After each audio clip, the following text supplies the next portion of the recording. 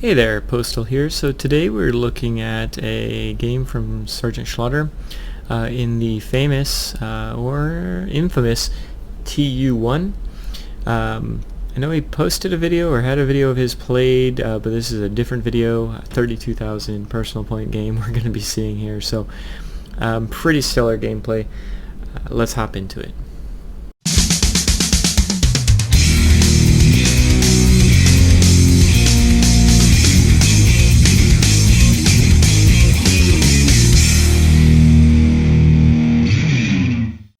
Alright, so a couple things about the Tu-1. Obviously you've got these huge 45 mil cannons on the front. You've also got two 23s, standard for Soviet planes that we've got in the game right now, these kind of 23s. Can't wait for the heavy line to come out if this is any indication of what the heavy line is going to be like. These two 45s, what's really great about these 45s is because you've got two of them, you have the chance to one-shot planes, right?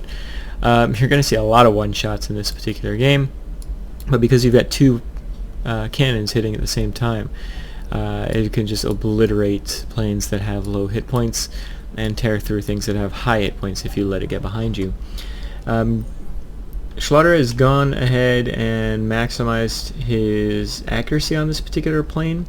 Not only for the forward firing equipment, but also for the rear equipment. He's got a turret gun sight on the back. He also has taken the steps to making the plane more maneuverable. You'll see this is, it's not the most maneuverable plane even with his setup, but it is helpful to have a little bit more maneuverability. And he has also added to the forward firing weapons, instead of the reinforced bolt carriers that I have, which give it a longer burst length, he's gone ahead and put gas operated action, which is typically what I put on my planes. I don't know why I put the reinforced bolt carriers on here, but hey, that's what I've got on here. I don't mind how my plane is set up, and I'm sure he doesn't mind how his plane is set up, as you're going to be seeing in this game. So yeah, that's enough talk about the setup of the plane. If you haven't gotten this plane, I highly recommend. It's one of the few planes I recommend getting. I don't ever necessarily recommend spending money on the game because you can get free premium planes through Wargaming, whether it's the XP-55, which is a great Tier 6 light fighter, or the Vampire, a Tier 8 British fighter. Both of them are excellent. Both of them are free. As long as you're patient, you can get them for free. And you know, if going forward, I don't think the Tu-1 will be free. If they offer it again, it'll be something that you'd have to pay gold or cold hard cash for. So, but this is one of the universally loved planes in this particular game. So you're going to see this gameplay. I'm sure you've seen previous gameplay where it absolutely owns the skies, and very often can, if you're not paying attention. So let's hop into the battle. Alright, so we've got the Tu-1 ready to go. So first thing that Schlautter wants to go ahead and do here is get to the airfield in the center. He felt that was going to be the more impactful zone to go for. Be able to take that, and if you die, you can spawn from there and still attack the comm center, which makes complete sense, especially when when you've got the skill set he has. Take the center and then feel pretty confident about getting any of the comm centers as needed. Do keep in mind that this is a World of Warplanes replay, so there is that delay with the shots, so it might look like he's missing his shots, but as you can see, the hit points melting away. He's clearly hitting those shots. So one thing about the Tu-1 is it's the least maneuverable of all of the Tier 7 heavy planes. You can take steps to making it more maneuverable, but you really want to make sure that you don't get yourself into the dogfight. Much like the Key 93 that we saw yesterday, you want to keep the fight as far away as possible. Use your long range and your heavy hitting guns to engage enemies while they don't have the ability to counter you, right? Schlautter's obviously paying attention to his map as much as possible, and doing what he can to keep the targets in front of him. He picks and chooses, you'll notice, when to turn and when not to turn. If he knows he can outturn, wow, what a flippin' shot. If he knows he can outturn a plane, or if the plane's not turning with him, he'll actually turn with that plane so he can get his guns on target, like he did against that multi-roll a couple kills ago already. So he's got the center at this point. He's just kind of hanging out in the center here and defending it, taking the steps to really getting his team's footing on solid ground, which is probably a bad reference when you're in an airplane, but that's not the point. He's doing very well. Obviously his shots are pretty well on target. What's really nice about the Tu-1 is it has 2 of these cannons on front. And so you can one-shot a lot of lighter planes because you've actually got 2 shots hitting. Where on something like the Key 93, you typically had to get a couple shots in before you were able to blow them up. I'm sure you've already seen a couple, I know for a fact you've already seen a couple planes blow up with 1 shot from this particular plane. So right now he's just kind of hanging out in the center. Now, he pointed out something. I recognize this, but maybe not everybody does. You can get capture points by defending, right? So right now you'll look up at the top, I'll use the old mouse. Those points that he just captured back actually go towards his capture points. Yeah, you're defending, but that's capture points earned. And so a lot of missions that you might have might be for a set amount of capture points in a game, or in a win, or whatever the situation may be. You can do that by defending a sector, and he clearly is doing that by defending. So he chooses not to go after that guy, a smart move, because he's never going to be able to stick with him. Bot or human, it doesn't matter. He recognizes that light fighter has continued on, has something more important to kill apparently. And so now's the time to get this B-32. B-32 knocks out one engine, knocks out the other engine, but it's going to be too little too late for this B-32. Doesn't matter if the engines are dead, if the guns are still working. So now the Spitfire's down below. We don't have anything up here to worry about, so he can go down here and start taking out these guys that are down low. Both engines come back up. Takes a look around and sees that nobody's around here. Let's go ahead and get some hit points back. And then we realize that the repair facility there was destroyed by that B-32. Unfortunate, because it would be nice to get get a decent amount of hit points back, but it is what it is.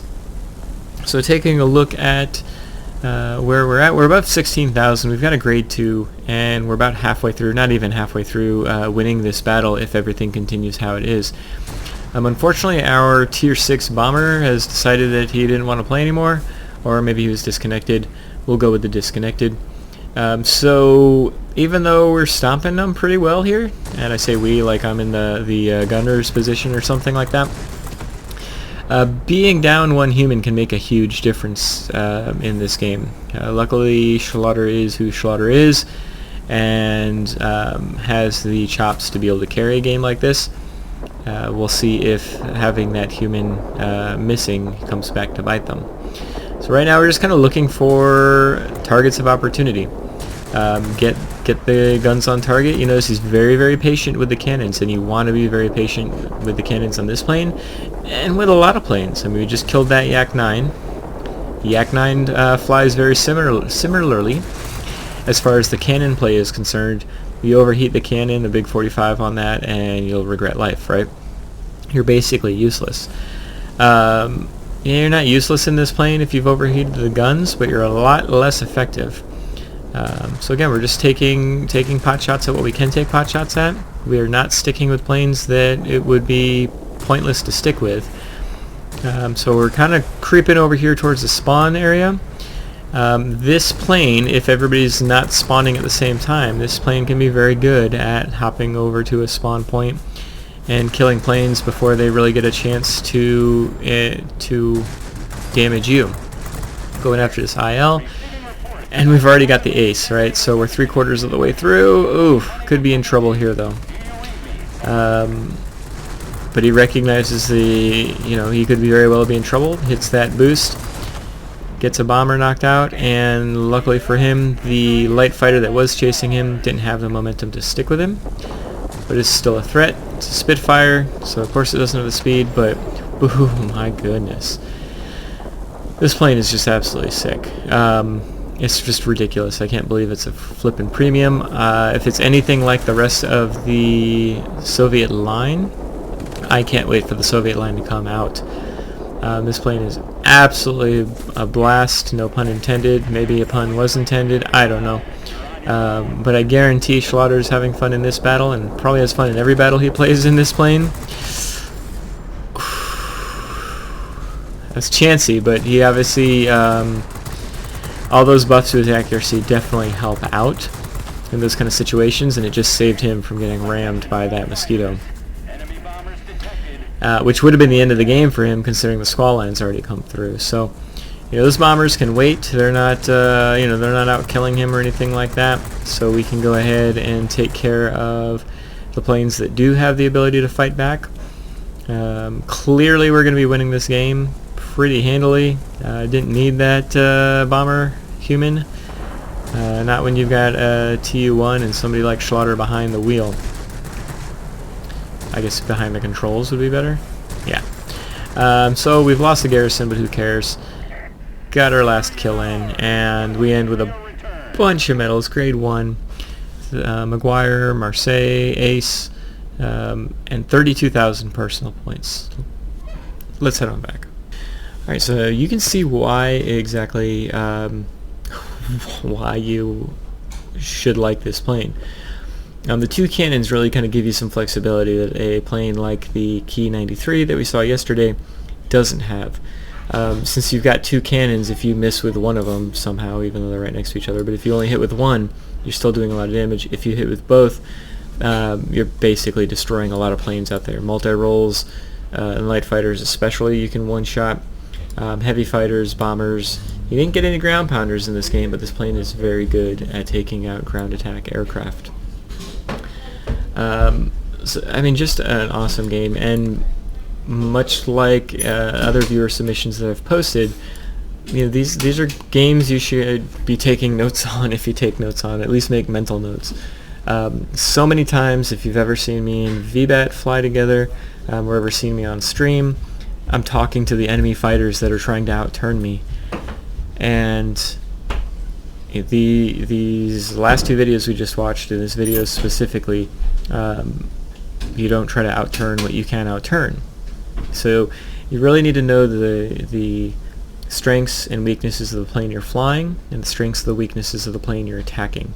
If you know you can't outturn it, keep on keeping on. Get on to the next target, blow it up, pay attention to your map. If the guy that was trying to turn around on you has stopped paying attention to you, that's your time to turn around and knock him out of the sky. And so it's tactics like that, and a whole lot of other things that are going on in this game, and some of the more recent games I've posted from viewers that I think can help everybody be better in this game, and not just at tier 7 or tier 10 or whatever tier we might be posting at. Honestly, better in whatever you're playing. And let's say you're going up against a Tu-1 or a Ki 93 or an XP, an XF90, or whatever I might be posting in the future. All these videos should be showing you what the strengths of the planes are that I'm posting, but you should also be recognizing, well, what am I going to do to fight that? If I get caught in a battle against Schlautter and he's in a Tu-1, what can I do to either approach him and be able to attack him without him doing anything to me, or being able to survive? Or is it different than that? Do I let him keep the center, and do I take the comm centers? Is there a way that we can pull that off? You have to think outside the box. Very often I'll run into plane somebody, and I've kill them like 4 times in a battle. I start to feel bad, right? They're not learning their lesson. They need to try to attack it in a different way, whether it's attacking me directly or attacking everybody, all the friendlies that are around me, and making it a 4 plane on 1 battle that I can't overcome. Yeah, so that's enough of my ranting about these videos. Hopefully you learned something from this video.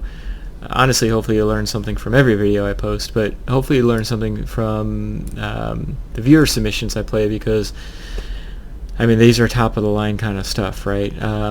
Not everybody's able to get 25,000, 30,000 personal point games like this, and they definitely have some things that you can keep an eye out for. So anyway, I'm going to stop rambling. I'm going to tell you all to have a great day, and yeah, I hope you're having fun in World of Warplanes, and I'll catch you later.